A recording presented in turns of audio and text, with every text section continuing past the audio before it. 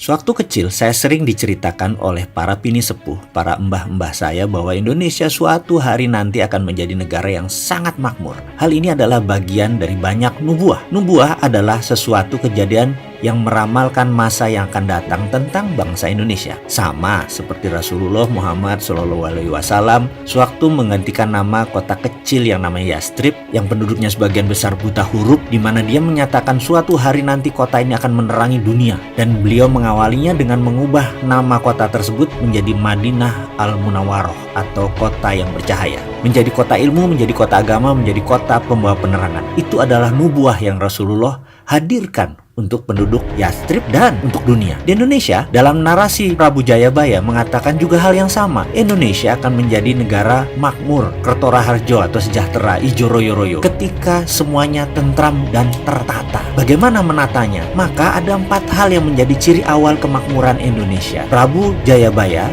menyatakan, 1. Yen wis ono kreto tompo jaran, atau kelak jika ada kereta tanpa kuda atau motor atau mobil, tentunya harus buatan Indonesia 100%.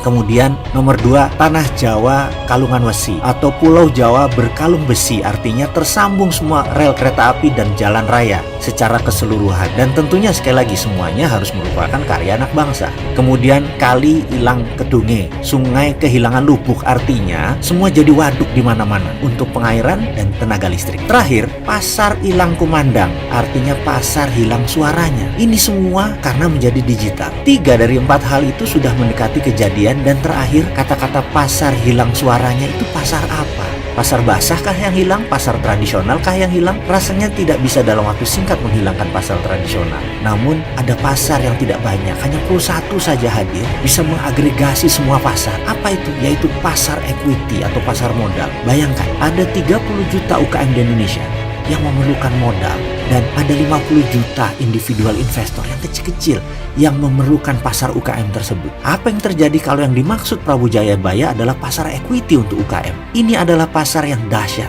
karena menghubungkan dan menggabungkan 60% komunitas di bawah bergandengan tangan menyelesaikan masalah keuangan, baik keuangan UKM dan keuangan individu. Ini bukan pinjaman berbasis bunga. Pasar equity adalah pasar pembiayaan berbasis bagi hasil.